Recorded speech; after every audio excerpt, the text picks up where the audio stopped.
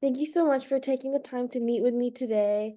This is a question that I ask every single person that I always interview, and it's what is the initial inspiration behind your composition pieces? And what is your creative process like when you start a new composition? I don't know if there's one single process involved, but usually it's thinking a lot about whatever instrument I'm writing for. And I try to approach every instrument to a degree like a child would, almost like the to approach it as if it's a foreign object or like it's never been written for before, and sort of having this sense of discovery of the instrument itself be part of the piece. And so um yeah, I think I that's always the starting point, is like what instruments I'm writing for. If I'm writing for voices, I'm saying what is the text or what is the um and obviously that's a big question. And then mostly proceeding from just questions or things I think are interesting about the instrument as the kind of, and then I think also, of course, then studying a lot of repertoire for the instrument. Depending on the combination, there's a lot more repertoire for some instruments than others. And I wrote a tuba piece last year, and there was not as much repertoire for the tuba as there is for the violin. Mhm. Um, yeah, so that's always the starting point for me, and then I sort of dig in, and I try to find something unique or strange or interesting or perhaps underexplored about the instrument and exploit it. That's quite interesting. And um I know I emailed when I first emailed you, I talked about your Violin Sonata, which I saw on YouTube, because it was premiered by Miss Rachel Lee Priday, right? Mm-hmm. Who happens to be a mentor of one of mine at like a summer camp. Oh And yeah, oh, Rachel's a wonderful person and violinist. yeah, she is. And so I wanted to ask a little bit about that sonata too. Like, um, did you write it for her, like, or how did that happen?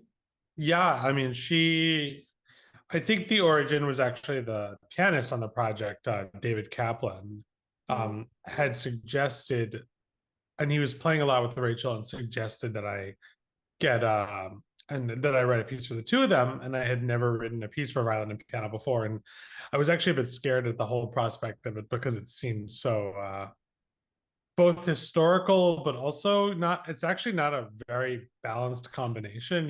Like it's not. You have paired these things with piano and violin, and it's actually piano is approximately 100 times louder than the violin, and um, so it's a funny thing because I tried to not just think, oh, this is a solo, this is the accompaniment, which I think is a really kind of uninteresting and kind of uncreative way to approach the two. So I really tried to treat them as one single instrument. Mm. Oh, that's pretty interesting. And well, was there like a specific inspiration or anything behind that piece? I wrote a lot of that piece with a violin in my hands. I don't play violin, but I play enough violin. When I decided I was going to become a composer, I decided I was going to learn every instrument a little bit. Um, so I play a bit of flute, I play a bit of violin, I play a lot of piano, I play percussion, I play guitar, I play double bass, and not none of these instruments very well. But enough. And so a lot of it was sort of having the instrument in my hand and thinking about what would be an interesting figuration or what would be Mm. a different kind of approach. But there was a lot of back and forth as well. I'm really interested in back and forth between players and composers. I think that really it's hard to write for people unless a lot about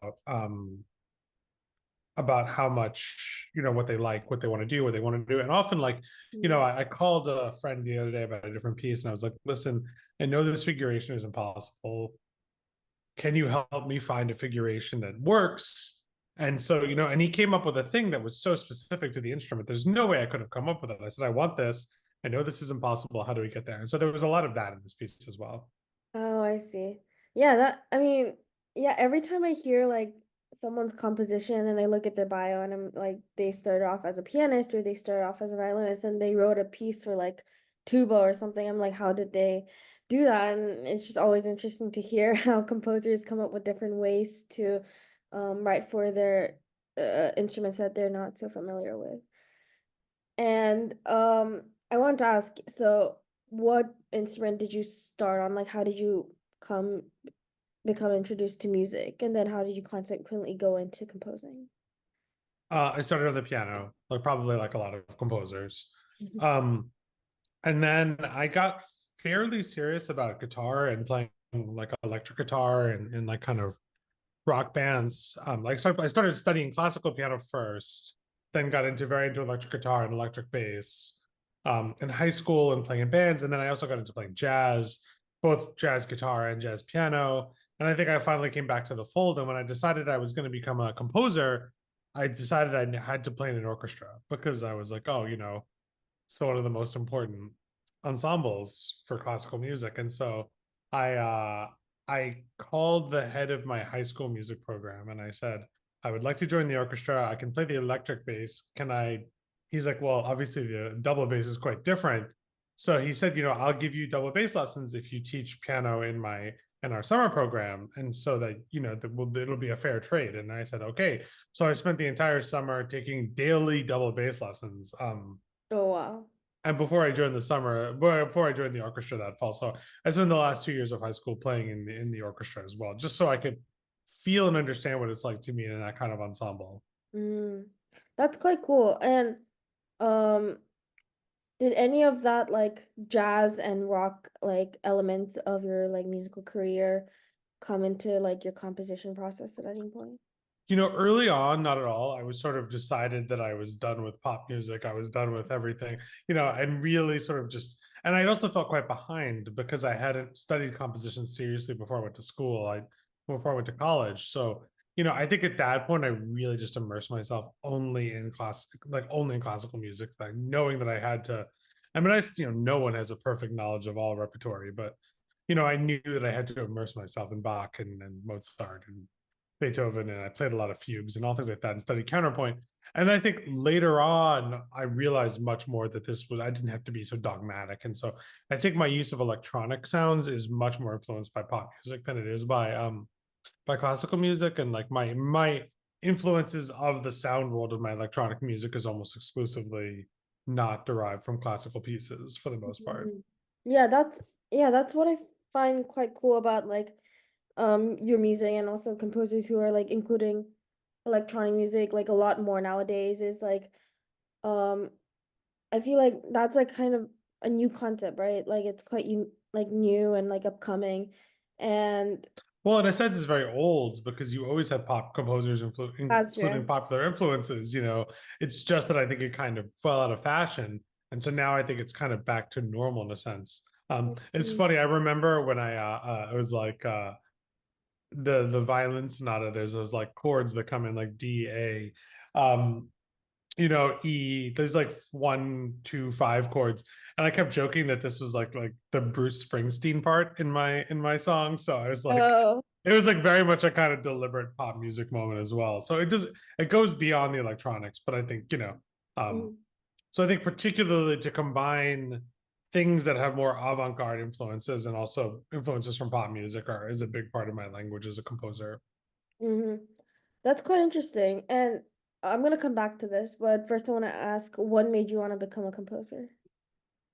I think I always wanted to be a musician. And I think I just went through a lot of different phases of music I was interested in. I always wanted to be an artist. I loved words. And so a lot of what I do is setting words to music, whether it's poetry or operas or song cycles. And so that was a one way for me to really combine those interests. And then I think at some point I became really interested in the idea of writing these much longer pieces. And so, I was writing pop songs or, writing rock songs and I loved jazz, but I found it for me, it wasn't satisfying to be an improviser. I wanted to plan it all out. And so suddenly it's like, oh, I'm a composer. I should listen to this Beethoven guy. He's got some good ideas. Hmm. Um, I mean, that sounds, that's really funny because I feel the same way right now. Like even though I'm classically trained, I started doing jazz improv in school, but just because I was curious. And I also felt the same way as you were saying. I was like, I don't feel like I want to plan everything out instead of like just improvising. It felt feels quite scary to me. So maybe it's like, Yeah, I mean, some people are really good at it, and I mm, don't think that was ever my talent or my skill or my maybe. interest, you know. So it's like, and I think all performing musicians should improvise at least a little bit, you know. And I True. think a lot of classical musicians are not comfortable improvising at all because it's not part of their training or part of their background. So I think it's really good when even when classical musicians do a little bit of learning how to improvise. Mhm. All right. So now I want to come back to what we were talking about earlier, like electronic music. So sometimes I ask composers like, what is your musical identity? Like, is there like a particular um like for example, Philip Glass, he has this minimal style. Like, is there a particular style that you have? And I feel like you kind of describe yourselves as being quite experimental with electronic music and incorporating that into your compositions. And I wanted to ask like um, how did you start experimenting with electronic music? Because also I'm like quite interested with trying that. Yeah, you know, it's funny. I wouldn't describe myself as experimental. I would describe myself as someone who uses experimental things. You know what I mean? So I think my music hopefully is quite palatable. Um, but I you mean, know, but it draws from a lot of traditions. So you know, Mhm. I like, for example, studied like the works by like Sciarrino, the Italian composer. His violin caprices are like totally crazy sounding, but I stole a lot of the ideas out of his music and I transplanted them into a kind of more tonal and rhythmic context. And so, yeah, I think that sort of summarizes, I think, a lot of what I'm interested. I think there's like disparate things I'm quite interested in. I think interested in I'm interested in a lot of experimental and electronic musics and also electronic pop musics. I'm really interested in structure as a composer. So, you know, I do think about composers like Beethoven constantly. Um, and I'm really interested in rhythm. And I think that that rhythm comes from a lot of sources. I would say that in a sense, almost all music is rhythmic, you know, but like it's I would say that the foundation of a pulse is quite foundational. I think that pulse can be you know, drawn from influences as wide as, you know, West African music, Balinese gamelan, hip hop, rock music, and then, you know, composers like Stravinsky, who are often layering things. So and I think I'm interested in music that creates harmonic and rhythmic dissonances. So a lot of the times I think of layering rhythms as a kind of rhythmic dissonance as opposed to a harmonic dissonance. So but mostly I'm interested in music that I think that makes you feel something, or you know, has a evocation or a power, and so it uses all these influences not as an intellectual exercise, or rather, the intellectual exercise should be on my end as a composer, and the exercise on the listener's end should just be enjoyment. Wow, I mean, that's such a great answer. I feel like so what I'm getting is, you're blending this like new technology, like electronic music with also like traditional concepts of like composition. And I particularly like rhythmic where you talked about rhythmic dissonance. I think that's something I haven't heard before, so maybe I'll look into it. Well, if it's well, I thought about it a lot because of like the interval of like an octave is like 2 to 1. The literal ratio of say 880 hertz and 440 hertz is, you know, A above middle C and the A above that. So Mhm. they resonate at these kinds of, I guess, like in harmony. They literally, harmony is waves in close, and then a fifth is a 3 to 2 ratio, so 2 to 1, 3 to 2. Tonal intervals have ratios that are quite simple, and more dissonant intervals, the frequency ratios are more dissimilar, and that's why they sound dissonant to our ears, because the waveforms are interfering with one another. So as a result of that, I think of sort of, I think you can think the same way about rhythm. So a lot of the times when I'm trying to make something more complicated or dense, I'll add rhythmic dissonance instead of harmonic dissonance. So that say I'll add more layers of, you know, polyrhythms or things like that. Is all a kind of a form of propulsion or drama. Can you give me like one piece that I should listen to you by you that can kind of exemplify this rhythmic dissonance? Yes, absolutely. I have a piece called "Don't Look Down." There's a video of it on YouTube. It's for percussion quartet and prepared piano. And Mm. that has a lot of sections where it works, especially the last movement has a lot of rhythmic layering so that you'll have 4 or 5 or 6 layers of rhythm going on top of it. I mean, obviously it's for percussionists, so they're like really good at it.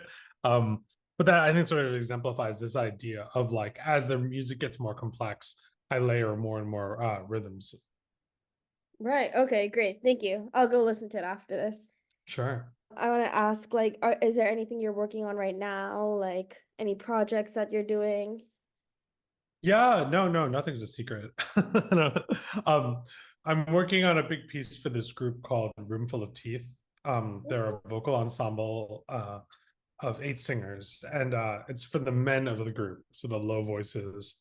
And it was sort of commissioned because there are 4 male voices, 4 female voices, and they have all these pieces that are written for them that have a lot of virtuosic female parts. And so they asked me, could I write them a piece for the male parts? And so the piece is strongly influenced and uses recordings that I've taken in Sicily, in southern Italy, and sort of my dad's from Italy, my family is all Italian, and so sort of drawing on these traditions of male vocal ensemble singing that happen around Easter and Good Friday, and sort of expanding on those. So that's what I'm working on right now, and it uses recordings I took in Italy and also new music from me.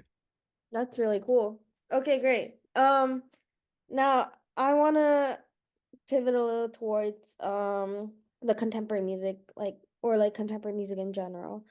So Mhm. I started this whole project because I found that people my age were just very like dissociated with like the current trends of contemporary music, and there was this particular stigma where it was like contemporary music is too dissonant. Oh, like it's uncomfortable to play. Like people my age would say that all the time at camps and pre-college programs, and I also realized I had that stigma until I had this quite enlightening experience playing Jessica Crash. She's a composer in DC.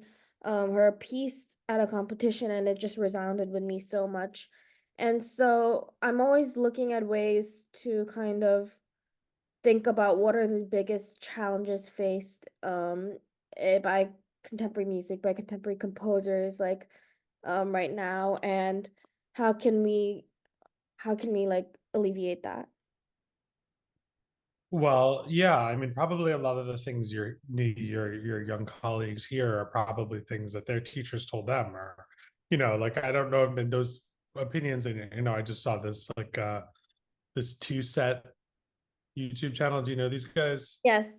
They like made fun of contemporary music, and I'm a little like, yeah, you guys picked out the most like unpalatable stuff humanly, and they admitted that. But I'm just like, I felt like it was really playing into the bias against contemporary music. And I think there's a few things. One, obviously, because it's contemporary, not all of it is good. um I think that's an advantage to it because you're sort of participant in a making of a new thing. It's like no matter what you do, Beethoven will be good. You know what I mean? Like you can't ruin Beethoven, but you can make a piece better as a performer. So I think Right. that's a big part of it. And I think that it's a kind of, I think that for that, so that's one thing. Number two is some of like I'm sure like the lesser Mozarts, just we don't talk about them so much. I mean, like poor Salieri. Salieri is probably like one of the best composers around at the time, and that's his reputation as a bad composer. But imagine someone who's like 50 times worse than him, and someone was like, "Oh, this contemporary music sucks," and so I do think there's any period of the new is going to have uneven quality. That's the nature of history, is to sort things out. Um, but I think the most important thing about it is that the best musicians I know play old and new music, and that is, I think, a huge part. I was talking to a composer and pianist friend who said, I don't understand why when people play new music they think they don't have to interpret it. It's still music, and so I think the best performers play old and new, and they treat them the same, Mhm. because I think sometimes performers treat old music also like there's nothing to be done with it. But actually, to me, I only want to listen to a new recording of classical music if someone has something incredibly interesting to say with it. Yes. Um, and so I think that it's so germinative. And I think the other thing is like naturally it connects you to the world you live in. I think there's enough new music out there that there's probably something for nearly everyone. I mean, there's it's if you want to play something just really beautiful, go play an Arvo Pärt piece. If you want to play something crazy, go play Sharino or Lachenmann or whatever. Like, so I just think, to me, it's an engagement with I think the most important thing is, especially if you're commissioning new work, is, and I think, I always encourage my students at the Manus School, Mhm. to they're like, oh, we want to have a reading with the Jack Quartet, we want to have a reading with one of these major ensembles. And I said, no, go find that person down the hall in your ear training class, because those are the future professionals that you're going to work with. I mean, so many of my colleagues and who I work with to this day are people who I met in school or through friends. And so I think that the most exciting part of it is to be able to, I'm sorry, there are like a lot of parts of standard repertoire that are like totally impossible. I mean, I always teach my students, there's this one portion in Tchaikovsky's Swan, like with the harp cadenza, that's like totally impossible. And everyone knows it's impossible and everyone rewrites it. And it's just like part of the repertoire. But like, you can be there being like, actually, this is impossible. Can you rewrite this? And the composer, if they're a good composer, will say, sure. Mhm. Yeah, no, I totally agree with that. Like, for example, recently, Juilliard Pre-College, we did like a commissioning thing with the American Composers Orchestra, and we had two composers, and we premiered their work as the orchestra. That's awesome. That's so Um, cool. yeah, it was really cool. It was really fun. And one of the pieces had an insane harp part, and the harpist could not play it at any at any cost because there was this like huge jump she needed to do really fast or something.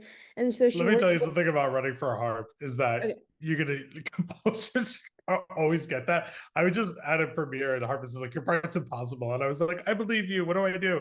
And then, but they all tell you different things. So you're always like every harpist has a very different opinion about what's possible and what's not. Um, Oh, but well, anyway, yes, you're totally right. yeah, and no, I agree. And so the student worked directly with the composer to like on the part to kind of amend it and make it more playable for the harp, which I thought was absolutely cool. Like you're literally making history. Like you're like Ideally, right? like Someone's got to be.